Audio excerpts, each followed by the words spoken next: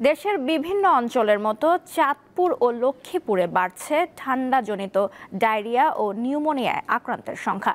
শয্যা না পেয়ে হাসপাতালের মেঝে ও বারান্দায় থাকতে হচ্ছে রোগীদের। অতিরিক্ত রোগীর চাপে বিপাকে পড়েছে হাসপাতাল কর্তৃপক্ষ। এটি ১০০ শয্যার লক্ষ্মীপুর সদর হাসপাতাল। ডায়রিয়া ও নিউমোনিয়া সহ ঠান্ডাজনিত নানা রোগে আক্রান্ত হয়ে প্রতিদিন গড়ে ৩৫ থেকে ৪০ জন হাসপাতালে ভর্তি হচ্ছে। এছাড়া নিয়মিত আউটডোরে বিভিন্ন রোগে আক্রান্ত হয়ে আরও ৮০০ রোগীকে চিকিৎসা দেওয়া হয়। হাসপাতালটিতে শিশু বেডে শয্যা রয়েছে মাত্র ১৫টি। অন্যান্য ওয়ার্ডেও শয্যা স্বল্পতায় বারান্দা ও ফ্লোরে গাদাগাদি করে নানা বয়সী মানুষ চিকিৎসা নিচ্ছে। শ্বাসকষ্ট রোগী, নিউমোনিয়া রোগী, এগুলোর জন্য হাঁটাও জানা সবগুলো বারিন্দা সব পড়ে রয়েছে।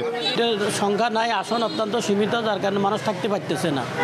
আমাদের পাশে যে বিল্ডিংটা হয়েছে ২৫০ বেডের, দ্রুত যেন এই বিল্ডিংটা চালু করা হয়, তাতে করে এই জেলার মানুষের স্বাস্থ্যসেবা দ্রুত পাবে। রোটা ভাইরাল ডায়রিয়াটা এই সময় একটু বেড়ে যায়, সেই রোগীগুলো বেশি। আমাদের 10 সিটের যে বরাদ্দ ডায়রিয়া ওয়ার্ডে, সেখানেও ৫৫ জন রোগী ভর্তি আছে। তো সেক্ষেত্রে যে মায়েদেরকে আমরা যেটা বলি, যাদের পানি শূন্যতা নাই তাদেরকে আমরা ওরস্যালাইন এবং জিঙ্ক খাওয়ার পরামর্শ দেই, আমরা বাসায় ট্রিটমেন্ট চালাচ্ছি। আর যে বাচ্চাগুলো পানি শূন্যতা নিয়ে আসতেছে তাদেরকে আমরা ভর্তি করে স্যালাইন দিচ্ছি। এবং চাঁদপুরের মতলব আইসিডিডিআরবি হাসপাতালে ডায়রিয়া ও কলেরায় আক্রান্ত রোগীর চাপ বেড়েই চলেছে। হাসপাতালের তথ্য মতে প্রতিদিন গড়ে ৩০০ থেকে ৩৫০ রোগী এই হাসপাতালে চিকিৎসা নিচ্ছে। বাচ্চা ৩ দিন ধরে অসুস্থ, পরশুদিন থেকে বমি, পরশুদিন রাত্রে ১২টা থেকে পাতলা পায়খানা, এই 3 দিন থেকে পাতলা পায়খানা, জ্বর। তো ওষুধ খাওয়াইছি, তো এর স্বাদ আছে না। এটা এখানে আসার পরে তো বাচ্চাকে স্লাইন খাওয়াইছি, সুজি খাওয়াইছি, আল্লাহর রহমতে ভালো আছে। ঠান্ডা, দূষিত পানি ও খাবার খাওয়ার কারণে এমনটা হচ্ছে বলে জানান চিকিৎসকরা। ৮০ ভাগই ২ বছরের নিচে শিশু।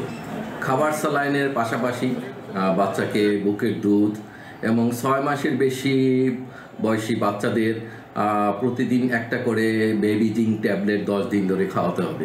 চাঁদপুর সহ আশপাশের জেলা থেকে প্রতিদিন শিশুসহ নানা বয়সী রোগীর ভিড় বাড়ছে এই বিশেষায়িত হাসপাতালে। ধারণ ক্ষমতা ছাড়িয়ে যাওয়ায় বারান্দাতেও রোগীদের চিকিৎসা দেওয়া হচ্ছে। সাদিয়া চৌধুরী, দীপ্ত, বার্তা কক্ষ।